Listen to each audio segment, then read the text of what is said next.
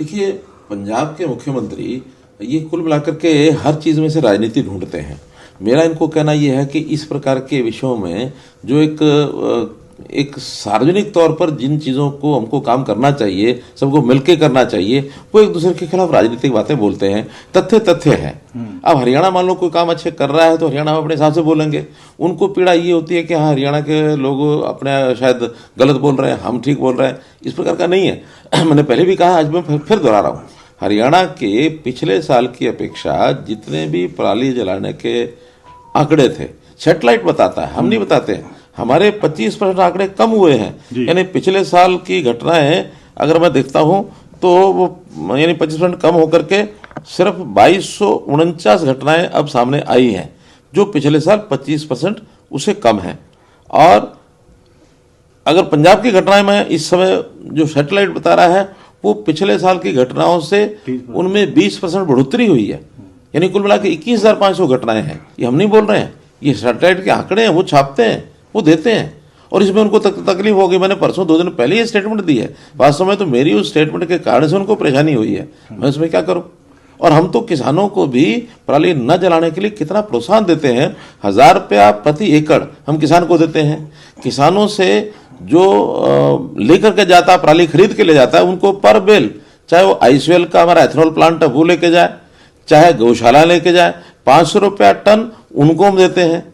फिर किसान को बेल बनाने के लिए या उस सारी पराली को खेतों के अंदर ही यानी बहाई करने के लिए और उसके अंदर मिलाने के लिए हम जितने भी ऑपरेटर्स हैं, जितने उपकरण हैं, एप्लियंसेस हैं, उन सब के ऊपर भी हम 50% किसान को सब्सिडी देते हैं। और अगर कस्टम हायरिंग सेंटर के माध्यम से वो सारा आता है, उसमें तो हम 80% भी यानी कुल मिला करके उनको सब्सिडी देते हैं। यानी तरह तरह के उपकरण हैं, क्या बेलर है, कटर है, रैकर है, सुपर सीडर है, हैप्पी सीडर है, यानी इतने सारे इंप्लीमेंट्स हमने खरीद के दिए हुए हैं।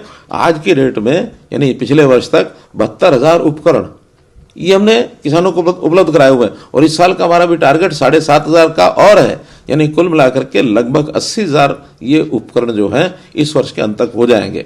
हम इतना काम करते हैं तब जाकर के पराली जलाने से लोग रुकते हैं।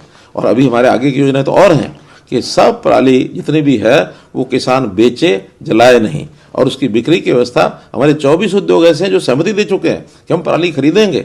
हम एक एक जिले में उसका कमांड एरिया बना रहे हैं कि उस कमांड एरिया के माध्यम से उनकी पराली का उपयोग, चाहे एनर्जी बनाने के लिए, चाहे ब्रिकेट्स बनाने के लिए, चाहे ब्रिकेट्स का जो उपयोग हम करेंगे थर्मल पावर प्लांट में करेंगे, तो ये सारी चीज़ें काम आने वाली हैं। ये वेस्ट टू एनर्जी का हमारा जो प्रोग्राम चल रहा है उसके अंतर्गत हम पराली जलाने नहीं देंगे। इसलिए मेरा हमारे भगवंत मान जी को ये एक प्रकार की आग्रह है, मेरा उनको एक एडवाइस है कि वो इस प्रकार की राजनीतिक बातें न करें, किसान के हित में करें। और किसान के हित में करने के लिए ये सारी चीज़ें प्रदेश के अपने एजेंडे में होता है। और प्रदेश के एजेंडे को पूरा करने के लिए हमेशा ही केंद्र सरकार को कभी गालियां देना, कभी हरियाणा के विरुद्ध बोलना, ये उचित नहीं है। ऐसी राजनीति बिल्कुल ना करें, वरना जनता जो है इन सारी चीज़ों को सुनती है, देखती है, और उनके बारे में जनता की जो धारणा बनेगी वो कोई अच्छी नहीं बनेगी।